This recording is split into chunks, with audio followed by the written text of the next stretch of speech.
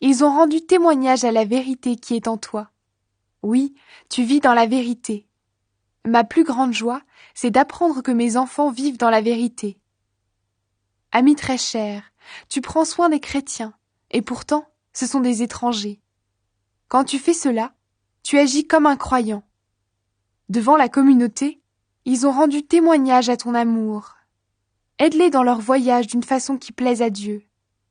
En effet, c'est pour le nom du Christ qu'ils ont pris la route, et ils n'ont rien demandé à ceux qui ne connaissent pas Dieu. Alors nous devons aider ces frères et ces sœurs pour travailler avec eux au service de la vérité. Les problèmes de la communauté. J'ai écrit une petite lettre à la communauté, mais Diotrephe, qui aime passer devant les autres, n'accepte pas notre autorité. C'est pourquoi quand je viendrai, je parlerai de ce qu'il fait, de tout le mal qu'il dit contre nous. Et cela ne lui suffit pas. Il refuse de recevoir les autres chrétiens. Et quand certains veulent les recevoir, il les empêche de le faire et il les chasse de la communauté. Ami très cher, n'imite pas ce qui est mal, mais imite ce qui est bien. Celui qui fait le bien appartient à Dieu. Celui qui fait le mal ne connaît pas Dieu. Tout le monde rend un bon témoignage à Démétrius. La vérité elle-même parle pour lui. Nous aussi, nous lui rendons témoignage, et tu sais que notre témoignage est vrai. Salutations. J'ai beaucoup de choses à te dire, mais je ne veux pas le faire avec une plume et de l'encre. J'espère te revoir bientôt, et nous parlerons face à face. Que la paix soit avec toi. Les amis d'ici te saluent. Salue aussi les amis de là-bas, chacun en particulier. Salutations. Moi, Jude, serviteur de Jésus-Christ et frère de Jacques, j'écris à ceux que Dieu le Père a appelés. Il les aime et il les garde par Jésus-Christ. Que Dieu vous donne en abondance son pardon, sa paix et son amour. Ceux qui enseignent des mensonges seront punis. Amis très chers, je désirais beaucoup vous écrire au sujet du salut qui est pour nous tous. Mais maintenant, je suis obligé de le faire afin de vous encourager. Luttez pour cette foi que Dieu a donnée de façon définitive à ceux qui lui appartiennent. Je vous écris parce que des hommes mauvais sont venus en secret parmi vous. Ils tordent le message d'amour de notre Dieu afin de pouvoir se conduire n'importe comment, et ils rejettent Jésus-Christ, notre seul Maître et Seigneur. Depuis longtemps, les livres saints ont annoncé leur punition. Vous connaissez très bien tout ce que je vais vous dire. Pourtant, je veux vous rappeler ceci. Le Seigneur a sauvé son peuple de l'Égypte. Ensuite, il a fait mourir ceux qui n'ont pas voulu croire. Rappelez-vous l'histoire de certains anges. Ils n'ont pas gardé le pouvoir qu'ils avaient, mais ils ont quitté l'endroit où ils étaient. Alors Dieu les garde pour toujours en prison, dans la nuit, en attendant le grand jour du jugement. Rappelez-vous l'histoire de Sodome, de Gomorrhe et des villes voisines. Elles ont fait le mal de la même façon. Leurs habitants se conduisaient de façon immorale et voulaient coucher avec des êtres d'une autre nature. Maintenant, ils sont punis dans un feu qui dure toujours, et ainsi ils servent d'exemple. Au milieu de vous, ces gens mauvais agissent comme les habitants de ces villes. Ils imaginent des choses qui sont fausses. Alors ils suivent les mauvais désirs de leur corps, ils méprisent l'autorité du Seigneur, ils insultent les anges glorieux. Même Michel, le chef des anges, n'a pas fait cela. Pourtant, il a discuté avec l'esprit du mal au sujet du corps de Moïse. Eh bien, dans cette dispute, il n'a pas osé l'insulter en le jugeant. Il a dit seulement que le Seigneur te punisse. Par contre, ces gens mauvais insultent ce qu'ils ne connaissent pas. Et ce qu'ils savent d'une façon naturelle, comme des animaux sans intelligence, même cela ne sert qu'à les détruire. Quel malheur pour eux! Ils ont suivi le même chemin que Caïn. Ils ont menti pour de l'argent comme Balaam. Ils sont morts parce qu'ils se sont révoltés comme Corée. Oui, ce sont eux qui mettent en danger les repas que vous prenez entre chrétiens. Là, ils mangent et ils boivent en abondance, sans aucune honte, en ne pensant qu'à eux. Ils sont comme des nuages emportés par le vent et qui ne donnent pas de pluie. Ils sont comme des arbres sans fruits au moment de la récolte, déracinés et complètement morts. Ils répandent leurs actions honteuses comme la mer rejette son écume sur la plage. Ils sont comme des étoiles qui ne savent plus où aller, et Dieu leur a gardé pour toujours une place dans la nuit la plus noire.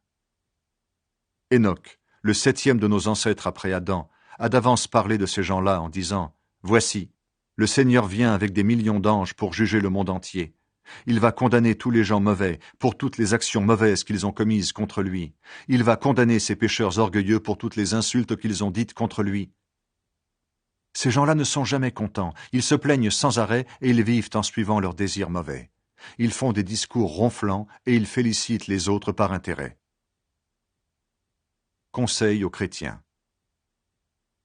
Mais vous, amis très chers, souvenez-vous des paroles que les apôtres de notre Seigneur Jésus-Christ ont dites autrefois. Dans les derniers temps, des gens se moqueront de vous et ils vivront loin de Dieu en suivant leurs désirs mauvais. Ce sont eux qui divisent les chrétiens. Ils ont des idées humaines et ils n'ont pas l'Esprit de Dieu. Mais vous, amis très chers, construisez votre vie sur votre foi très sainte. Priez avec l'aide de l'Esprit Saint. Restez dans l'amour de Dieu. Mettez votre confiance en notre Seigneur Jésus-Christ. Dans sa bonté, il vous donnera la vie avec Dieu pour toujours. Ayez pitié de ceux qui n'ont pas une foi solide. Sauvez-les en les éloignant du feu du jugement. Ayez aussi pitié des autres. Mais attention, évitez tout contact avec eux. Même leurs habits sont salis par leurs mauvaises actions. Rendre gloire à Dieu. Rendons gloire au Dieu unique qui nous sauve par Jésus-Christ, notre Seigneur. Il peut vous empêcher de tomber dans le mal, il peut vous faire paraître sans défaut et plein de joie devant lui dans sa gloire. À lui soit la gloire, la grandeur, la puissance et l'autorité depuis toujours, maintenant et pour toujours. Amen. Ce livre contient ce que Jésus-Christ a fait connaître. Ce livre contient les réalités cachées que Jésus-Christ a fait connaître clairement. Dieu lui a fait connaître ces réalités pour montrer à ses serviteurs ce qui doit arriver bientôt. Le Christ les a fait comprendre à son serviteur Jean en lui envoyant son ange. Voici ce que Jean a affirmé. Tout ce que j'ai vu, c'est bien la parole de Dieu et c'est bien le témoignage de Jésus-Christ. Il est heureux celui qui lit ce livre. Ils sont heureux ceux qui écoutent ces paroles venues de Dieu et qui obéissent aux choses écrites ici. Oui, le moment fixé pour ces événements est bientôt là. Salutations aux 7 églises d'Asie. Moi, Jean, j'écris aux 7 églises de la province d'Asie. Que Dieu, qui est, qui était et qui vient, vous donne la bénédiction et la paix. Que les 7 esprits qui sont devant son siège de roi vous les donnent, et que Jésus-Christ vous les donne, lui, le témoin fidèle. Il est le Fils premier-né qui s'est levé du milieu des morts. Il est aussi le chef des rois de la terre.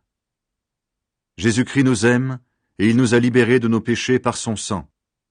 Il a fait de nous les membres du royaume de Dieu. Il a fait de nous des prêtres pour servir Dieu son Père. À Jésus-Christ soit la gloire et la puissance pour toujours. Amen. Regardez, il vient au milieu des nuages, et tous le verront, même ceux qui l'ont transpercé. Tous les peuples de la terre seront en deuil à cause de lui. Oui, Amen. Le Seigneur Dieu dit, « Je suis l'alpha et l'oméga, le premier et le dernier. Je suis celui qui est, qui était et qui vient. Je suis le Tout-Puissant. » Jean voit le Christ dans sa gloire. Moi, Jean, votre frère, je souffre avec vous. Avec vous, j'appartiens au royaume de Dieu. Avec vous, je reste patient en étant uni à Jésus. Je suis déporté dans l'île de Patmos parce que j'ai annoncé la parole de Dieu et que j'ai été le témoin de Jésus. Le jour du Seigneur, l'Esprit Saint me saisit et derrière moi, j'entends une voix puissante comme le son d'une trompette. Elle dit, « Ce que tu vois, écris-le dans un livre. Ensuite, envoie-le aux 7 églises suivantes. À Éphèse, Smyrne, Pergame, Thyatire, Sardes, Philadelphie et Laodicée. » Je me retourne pour voir qui me parle, et je vois 7 lampes en or. Au milieu des lampes, il y a quelqu'un qui ressemble à un homme. Il porte un vêtement long et une ceinture en or autour de la taille.